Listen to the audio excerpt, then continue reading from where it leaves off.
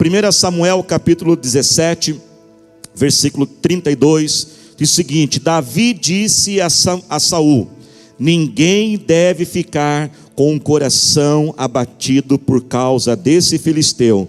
Teu servo irá e lutará com ele.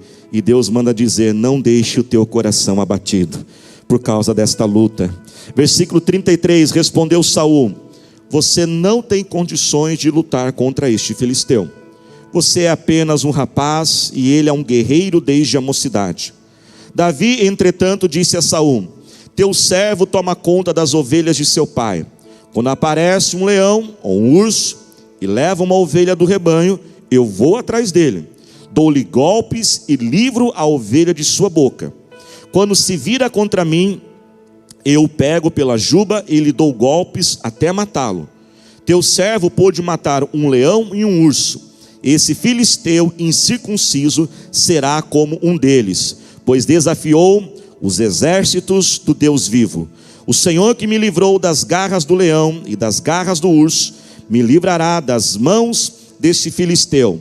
Diante disso, Saul disse a Davi: vá e que o Senhor esteja com você. Diga glória a Deus. Irmãos, a história de Davi contra Golias é uma história que sempre nos fascina, é sempre uma história que fala muito ao nosso coração. E um dos principais motivos porque a história de Davi enfrentando Golias fala tanto, é porque a postura diferenciada de Davi, ela realmente chama demais a nossa atenção. Nós podemos, irmãos, ver em Davi como que funciona a mente de uma pessoa vitoriosa. Como que é a mente de alguém que vence na vida, que supera as suas lutas e as suas adversidades. Quando Davi ele chega naquele campo de batalha, a forma como ele encara toda a situação, a forma como ele olha para Golias é totalmente diferente de todo o exército de Israel. Vamos lembrar um pouquinho como que estava ali a situação, só para a gente poder se contextualizar.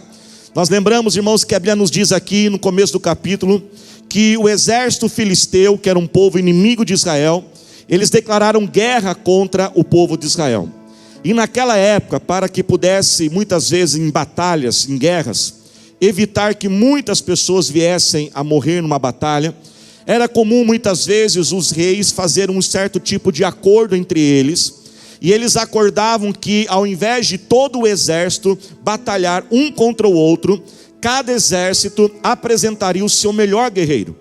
E esses guerreiros então, eles iriam duelar entre si, eles iam batalhar, brigar entre si, e aquele que vencesse representaria então uma vitória para todo o seu próprio exército. O problema é que Saul, o atual rei de Israel, ele não tinha noção de quem era o guerreiro do outro lado. Então a Bíblia diz que os dois exércitos se colocaram um de frente para o outro, cada um numa montanha, um vale entre os dois. E quando Golias se apresentou, um guerreiro enorme, um homem de quase 3 metros de altura, experiente, um homem com muita força, um homem que causava muito medo em quem olhava para ele, a Bíblia diz que do exército de Israel ninguém se atreveu a enfrentar o homem. A verdade é que ninguém teve coragem, e nem o próprio rei, que nesse caso, caso ninguém se apresentasse, o rei teria que assumir, e Saul foi omisso. E a Bíblia então diz que aquele exército paralisou, aquele exército ficou travado. E o principal, irmãos, a Bíblia diz que eles, de uma certa forma, presta atenção nisso, eles começaram a aceitar a situação. E durante 40 dias, 2 vezes por dia, de manhã e à noite, estou resumindo aqui a história, você pode ler depois no texto, a Bíblia diz que Golias afrontava e zombava daquele povo. 40 dias, de manhã e noite, ele chegava: ô seus bananão, ô seu saco de batata. Claro, irmãos, que essa é uma versão mais educada, porque é uma pregação na igreja, né, gente? Mas não era bem nesse nível a coisa. Aquele gigante humilhava, xingava, zombava, falava palavrão, e os homens não faziam nada. Agora presta atenção nisso, igreja. Veja bem, o texto diz que foram 40 dias. Dá um pouquinho mais tira o grave, põe um pouquinho mais de ganho, por favor. O texto diz que foram 40 dias porque Davi apareceu. E se Davi não tivesse aparecido? Talvez eles ficariam 60 dias, 80 dias, 90 dias, sei lá quantos dias. Eles foram acostumando com aquilo. Agora, irmãos, presta atenção, veja bem. Se você fica 40 dias olhando para uma pessoa, 2 vezes por dia, sabe, irmãos, o que eu acho que começou a acontecer? Começou a criar tipo um elo, uma conexão. Eles começaram a aceitar. Eu acho que eles começaram assim, ixi, eu acho que Golias engordou, hein? Não tem como, você fica olhando para uma pessoa 40 dias, 2 vezes por dia, você vai reparar. Eu acho que eles falam assim, ixi, o Golias está de mau humor hoje. Ixi, que a esposa dele brigou com ele, olha a cara dele hoje. Por quê, irmãos? Eles ficaram ali olhando. E eles foram criando aquela conexão, foram criando aquele elo e foram alimentando aquela situação. Agora presta atenção aí que a gente começa a ver a diferença de Davi. Davi chega naquele campo de batalha no primeiro dia, e ele foi lá, na verdade, somente para levar um lanche para os seus irmãos, que eram os guerreiros. Ele nem estava na batalha, ele nem era soldado, só foi visitar os irmãos, que o pai mandou levar um lanche para eles. E a Bíblia diz que quando Davi viu aquela situação, ele não aceita aquilo. Davi não enxergou Golias daquela mesma forma que os outros enxergaram. Presta atenção, pastor, como nós sabemos disso? É fácil a gente perceber isso quando nós olhamos os termos que Davi usou para se referir a Golias. Você sabia que Davi nunca chamou Golias de gigante? No texto, Davi nunca falou que ele era um gigante. Todos olharam como um grande gigante. Davi não olhava como um grande gigante. O texto diz que olhavam aquele homem como um grande guerreiro. Davi nunca usou a palavra guerreiro. O que Davi usou, pastor? Presta atenção. A Bíblia diz que Davi chamou Golias do quê? Um filisteu incircunciso. Ou seja, o exército e Davi, os dois olham para Davi, olham para Golias. Eles veem o mesmo homem, só que um grupo vê uma coisa, Davi vê outra coisa. Quando Davi diz, este homem, ele é um filisteu incircunciso, Davi olhou para ele e falou assim, a batalha está ganha. Já ganhei esta guerra. Porque quando Davi, igreja, ele usa o termo incircunciso, o que Davi está se referindo? Davi está se referindo à aliança que existia entre o povo de Israel e o nosso Deus.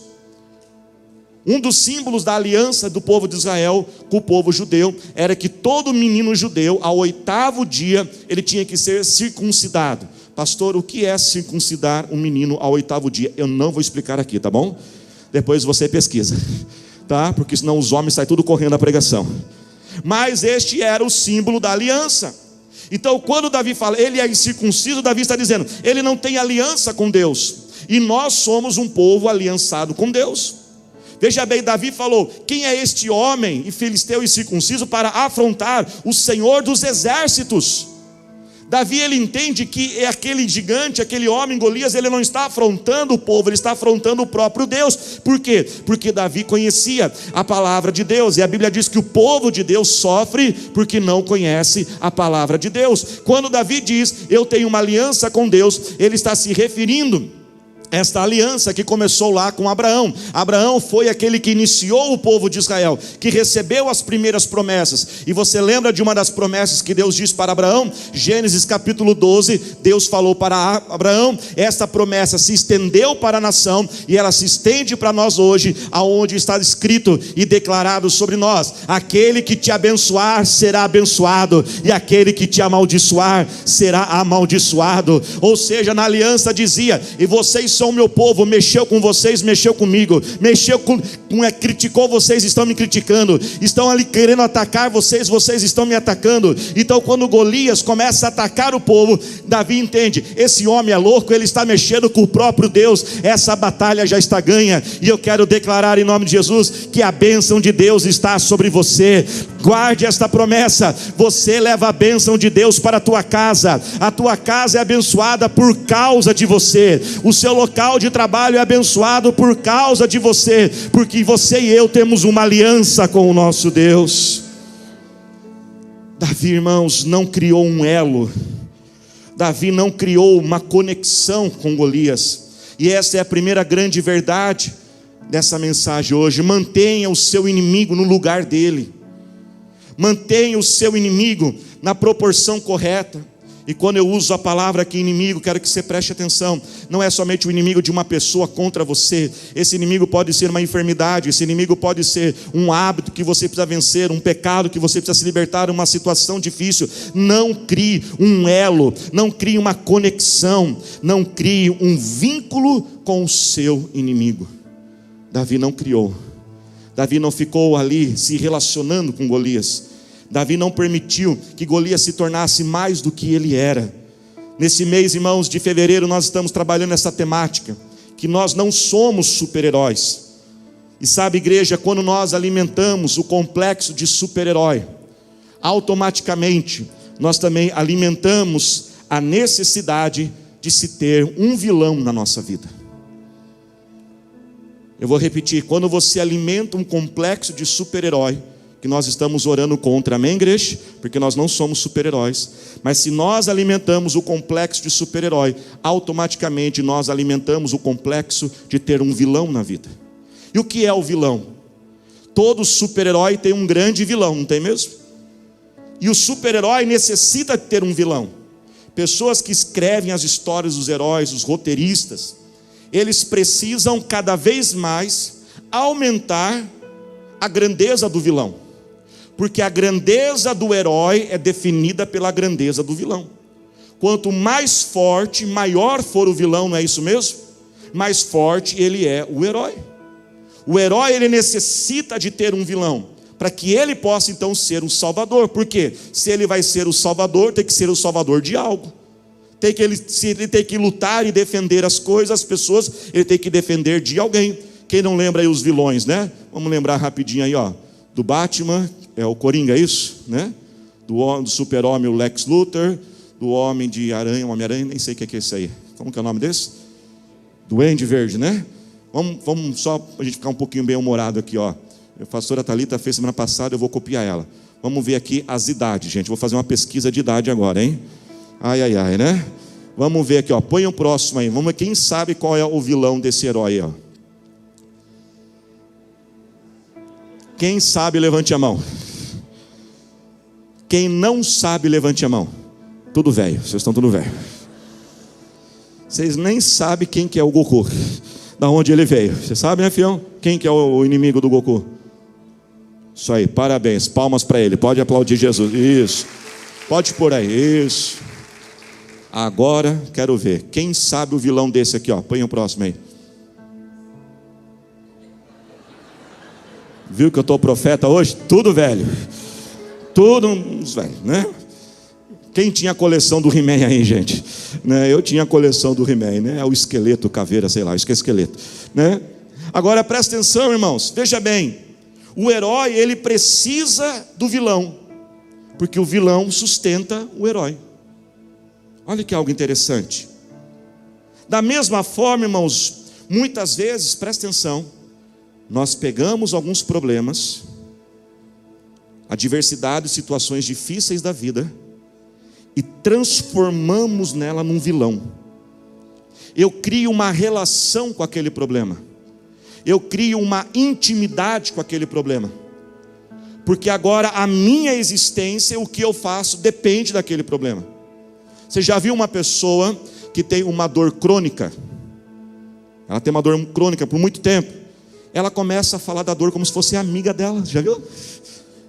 O tempo começa a virar assim, a minha dor está chegando. Aí ela encontra a amiga, e aí amiga, como que é essa dor? Não, mas a minha dor é assim, a minha dor é aqui. Parece que é uma amiga dela. Quem assistiu, tem um desenho, né? Eu ia tentar passar aqui, mas tinha um problema com o YouTube.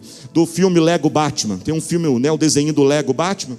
E ali tem um momento na história que todos os vilões são presos. O Batman entra em depressão. Ele entra em depressão, é o desenho lá. Aí vai o mordomo lá, como que é o nome do mordomo? Alfred, né? E ele vai lá, Batman está em depressão no quarto. Eu lá, Batman, faz alguma coisa. Eu falo assim, eu não sei o que fazer da minha vida. Porque a minha vida é combater o vilão e não tem mais vilão para eu combater. Presta atenção, irmãos, muitas vezes também nós fazemos a mesma coisa. Presta atenção nisso. Muitas vezes, sem notarmos, permitimos que um problema se torne um vilão. Para alimentarmos esse complexo de super-herói, fazemos de um problema, uma adversidade, uma situação negativa, um vilão. pois a grandeza de um herói é determinada pela grandeza do vilão. Quanto maior e mais forte for o vilão, maior a necessidade do herói.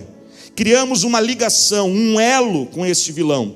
Geramos uma necessidade, uma dependência, sem percebermos. Vamos aceitando certas adversidades, pois já não conseguimos viver sem ela.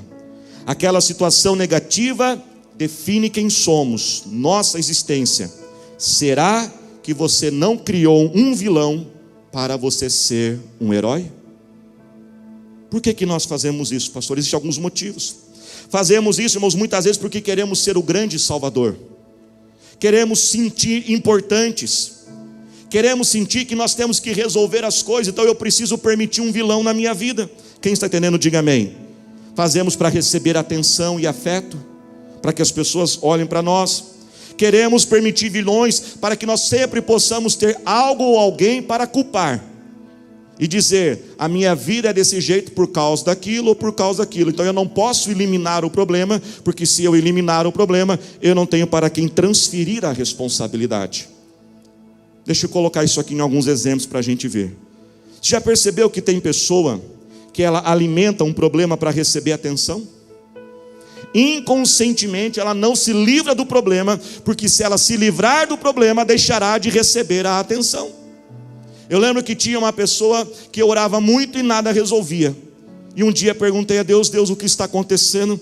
E Deus falou: olha, é que ela permite o problema, porque quando ela tiver problema, você vai dar atenção a ela, você vai correr atrás dela, você vai visitar ela. Se ela não tiver mais problemas, você não fará mais isso. E a gente faz isso, irmãos. Eu lembro que um tempo atrás, eu estava com carro, eu estava levando um pastor amigo, ele veio pregar na nossa igreja, estava levando ele para o aeroporto, e o pneu do carro furou. Coisa boa, normal, pode furar. Mas eu fiquei tão envergonhado, irmãos. E eu fiquei tão chateado que o pneu do carro furou. Meu Deus, que vergonha. Justo com o pastor convidado. E aí eu fui trocar o pneu, na hora que eu abro, irmãos, era aqueles pneu fininho assim, sabe? Que você não pode andar muito. Falei: misericórdia, eu vou ter que ir para o borracheiro agora. E não, ele ia perder o avião. Aí eu tive que ligar para o irmão da igreja, me socorrer na estrada. E eu tive que pedir 1000 desculpas para ele. E eu fiquei tão abatido, irmãos. E quando eu estava voltando para casa, eu já fiquei pensando na carinha que eu ia fazer de dó para a pastora Thalita. Vocês estão dando risada porque eu estou profeta hoje, viu, irmãos? Né? Quem já pensou nisso também? E eu fiquei pensando na carinha que eu ia fazer. E eu ia chegar em casa e ela falou assim: amor, o que aconteceu? Eu falei: amor, o pneu furou. Eu já imaginava eu encostando minha cabeça no ombro dela. Deixa eu ver, que vergonha que eu passei. Olha, irmãos, que absurdo. E no caminho eu falei: meu Deus, que negócio é esse? Eu não quero ser esse marido chato, não. Aliás, irmãos, faça um compromisso de ser uma pessoa entusiasmada na vida, porque ninguém tem que aguentar a sua chatice. Então é uma grande oportunidade. Vira para quem está lá e diga assim: para de ser chato em nome de Jesus. Você que está no culto online, se tem alguém da tua família, é a hora. Fala para ele parar de ser chato. Irmãos, e aí eu falei: não, quer saber do quê? Eu vou chegar em casa animado.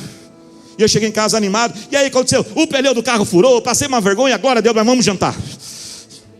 Pronto. Às vezes, irmãos, tem pessoas que não terminam o trabalho para nunca ser dispensada. Você conhece gente assim? Ela não termina o trabalho. Então ela poderia terminar o trabalho, podia resolver aquilo mais cedo, mas ela fica mantendo a situação para que possa ser requisitada, ao invés de terminar o trabalho, receber e às vezes já pegar um trabalho melhor. Ela fica mantendo as coisas. Às vezes tem pessoas que aumentam o problema para aumentar a grandeza. Torna os problemas maiores do que são para ser heróis ainda maiores. Você já viu que tem gente que está toda hora com pressa? Porque na mente dela, pessoas bem-sucedidas são pessoas com pressas, multitarefas. Então ela está toda hora agitada assim. Ela não consegue se chegar para assim: está tudo bem. Ela não consegue falar assim: não, eu estou tranquilo, sem fazer nada. Ela não consegue falar um negócio desse. Porque ela tem que parecer que ela está o quê? Apressada. Veja bem, irmãos, nós não precisamos aumentar o problema para aumentar Deus. Ele já é grande por essência. Tem gente, irmãos, que faz tudo para estar no controle. Às vezes acontece muito no casamento isso, né? O casal vai tirar umas férias. Aí às vezes a esposa ou o esposo ali vai fazer as malas. E começa a fazer as malas. E começa a reclamar: é tudo eu nessa casa. Ninguém me ajuda, eu tenho que fazer tudo, porque se eu não fizer, ninguém faz tudo. Aí vai lá alguém correr o risco de fazer a mala. Ele falou, não, eu vou te ajudar a fazer a mala. Na terceira camiseta que ele põe, a outra pessoa já pega, deixa que eu faça essa mala mesmo, porque você já colocou errado as camisetas. Aí eu falei, claro que eu não vou te ajudar, você não deixa. Há mulheres aqui que estão estragando e prejudicando a sua saúde, porque ninguém limpa como ela limpa. É uma necessidade de estar no controle. E muitas vezes, irmãos, nós mantemos algo ou alguém para sempre termos alguém para jogarmos as nossas desculpas. E quando eu falo desculpa aqui, não é no sentido da culpa, do peso da acusação, mas desculpa no sentido de tirar a culpa, tirar a responsabilidade. E eu não estou brincando de pregar, eu sei que temos assuntos muito sérios. Talvez alguns aqui foram abusados sexualmente na infância. Talvez pessoas traíram você de forma muito dolorosa. Talvez pessoas prejudicaram você. Mas deixe o Espírito Santo te sondar. E eu pergunto, será que você não transformou essa pessoa num vilão na sua vida? E você não elimina esta pessoa, não elimina essa situação, porque de uma certa forma se tornou cômodo. Tudo que acontece, você sempre tem alguém dizer, é porque aquilo aconteceu, é porque aquela situação. E eu percebi, irmãos, que um tempo atrás eu permiti um vilão na minha vida. Hoje, olhando a mensagem, com a ótica olhando para trás. E eu sei que muitos aqui talvez tenham uma vida parecida com uma vida de pastor. A vida de pastor, irmãos, é uma vida maravilhosa, mas também tem os desafios. Uns desafios da vida do pastor são os imprevistos. A gente nunca sabe como vai terminar um dia. O dia começa de um jeito, a gente não sabe como termina. Às vezes precisa socorrer alguém, precisa às vezes cobrir uma pessoa numa escala, uma situação. E isso é muito frustrante. Eu sei que tem alguns aqui que na sua profissão é assim. Talvez você preste um serviço, às vezes você tem que atender um cliente, e aí você fica, mas o que eu faço? Será que eu faço? Eu combinei de jantar com a minha família, mas eu preciso atender aquele cliente, eu não posso simplesmente deixar o cliente na mão. E eu sei que muitos lidam com isso. E houve uma época, irmãos, que para mim estava muito forte, isso eram muitos imprevistos. E aquilo começou a me frustrar, porque eu não conseguia fazer o que eu planejava. E alguns projetos estavam começando a deixar de ser feitos, porque eu planejava, dizia, hoje eu vou fazer esse projeto, hoje eu vou fazer aquilo, e simplesmente não acontecia. E sabe, irmãos, o que eu comecei a perceber e fazer sem perceber? Eu comecei a transformar aquilo num vilão, eu comecei a aceitar aquilo, e eu comecei a deixar aquilo me controlar. Aquilo, toda vez que acontecia um imprevisto, eu ficava extremamente irritado, ficava extremamente magoado, ficava chateado, ficava bravo, ficava um chato mesmo, porque era uma frustração muito grande. E eu comecei a deixar de fazer alguns projetos. E quando às vezes vinha na minha mente, ou alguém perguntava, por que você não faz? A minha resposta era muito simples, eu simplesmente transferia para o vilão que eu criei e dizia, sabe o que é? Eu até quero fazer, mas é muito imprevisto, eu não consigo fazer. E um dia eu estava orando, falando com Deus no meu tempo a sós com Deus, porque ao mesmo tempo eu estava frustrado, porque eu precisava fazer aqueles projetos, eu queria fazer. Eu falava assim, Deus, eu estou muito frustrado, porque eu planejo as coisas, não consigo fazer, eu quero fazer isso, mas não dá. E quando então o Espírito Santo falou ao meu coração e disse, assuma o controle. Assuma o controle. O que nos leva, irmãos, à segunda verdade dessa noite. Assim como Davi, ele não deixou Golias se tornar um vilão. Quem está entendendo, diga amém. Mas ele desconectou Golias da vida dele, não permitiu Golias o controlá-lo, mas ele se conectou ao nosso Deus, o Deus dos exércitos. Quando ele diz, quem é esse filisteu incircunciso para afrontar o Deus dos exércitos? Ele entendia que ele não estava afrontando o exército de Israel, estava afrontando o próprio Deus. E quando ele se conecta em Deus, ele tem agora a revelação da grandeza de Deus. E naquele dia eu falei, meu Deus é grande, o meu Deus é grande. E eu comecei a mergulhar na palavra de Deus, e eu comecei a pegar alguns versículos e comecei a escrevê-los, e o principal deles foi Filipenses 4,13. Eu posso todas as coisas naquele que me fortalece. Eu posso vencer esses imprevistos, eu posso vencer porque o meu Deus está comigo. E eu quero declarar, o seu Deus também está com você. E o nosso Deus, irmãos, não tem rival, o nosso Deus não tem inimigo, o nosso Deus não tem vilão, porque ninguém pode com o nosso Deus. Ele é grande, ele é inabalável. Levante a sua mão, diga comigo assim, o meu Deus não tem rival. Diga mais forte, o meu Deus não tem rival. Você que está no culto online, coloque a hashtag meu Deus não tem rival. Irmão, Satanás não é um vilão. Satanás não é o inimigo de Deus. Satanás, como Martim Lutero dizia, Satanás é como um cachorrinho na coleira de Deus. Ele só pode avançar até onde Deus permitir. Irmãos, Deus não tem um vilão que dá um soco em Deus e Deus devolve 2 socos, porque ninguém pode encostar em Deus, ninguém pode fazer nada contra Ele. Ele é soberano, Ele é o Rei dos reis e o Senhor dos senhores. Ele é o seu advogado, porque Ele é o advogado dos advogados. Ele é o alfa, Ele é o ômega. Ele é aquele que dá início a novos sonhos, novos projetos. Ele é aquele que dá início a soluções. Mas Ele é o ômega. Ele põe um ponto final na luta, Ele põe um ponto final na dor. Ele diz basta, o tempo desse sofrimento chegou ao fim, chegou a hora do milagre. Ele é Deus e não ninguém, e não há nada que possa contra Ele. E é este Deus que você está ligado. Aplauda glorificando ao Senhor Jesus. Desconecte do inimigo e se conecte em Deus. E se você ainda não entregou a sua vida a Jesus, hoje é o dia de você se entregar. Se você ainda não desceu as águas do batismo, e batismo é o momento que a gente confirma a nossa vida conectada com Deus. Ao final dessa mensagem, quero convidar você que não desceu as águas do batismo, vir aqui à frente. Dia 27 de março nós teremos batismo nas águas, a festa nas águas. E nós vamos celebrar muita gente se conectando a Deus. Se coloque de pé glorificando a Jesus.